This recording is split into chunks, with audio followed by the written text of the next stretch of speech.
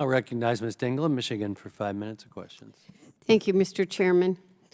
Over the course of this hearing, we have had several baseless claims about wrongdoing by Dr. Fauci and Dr. Collins. Of course, these claims are nothing new. They were predetermined since the outset of this Congress and debunked through Republicans' own probe. But that doesn't stop people from recycling them, even in the absence of evidence.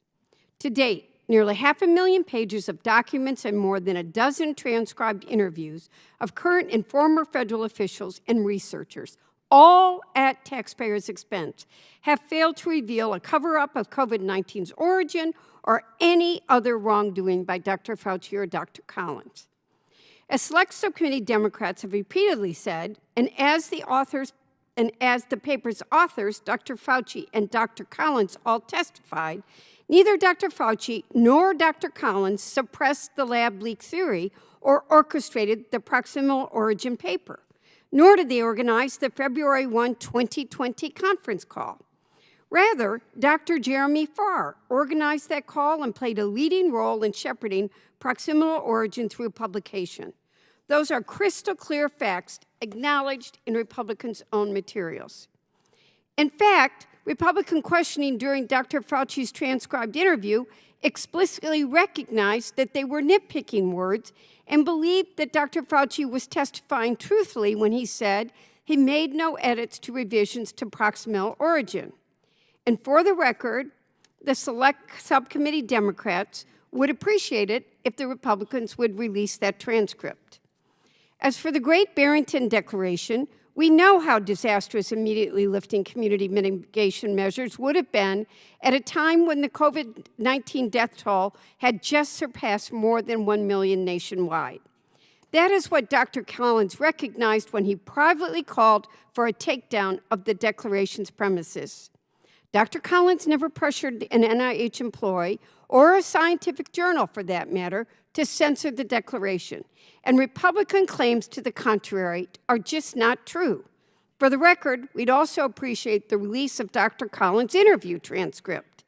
And as for the Republicans' claims about Dr. Fauci's and Dr. Collins' censorship of views suggesting COVID-19 does not have a natural origin, let's critically examine Republicans' STAR document.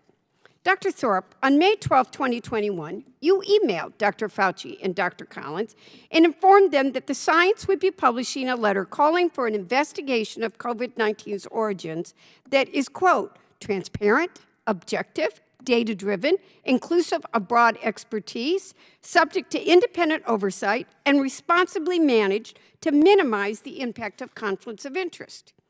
In response, Dr. Fauci and Dr. Collins, thank you for your email, reiterated their complete support for a thorough investigation into COVID-19's origins and acknowledged that it was unfortunate that legitimate scientific questions were being politicized against NIH.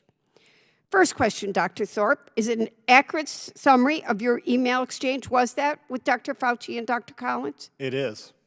2, did Dr. Fauci or Dr. Collins tell Science not to publish that letter, even when understanding that it might be twisted against them by proponents of misinformation? No, they told me the opposite of that.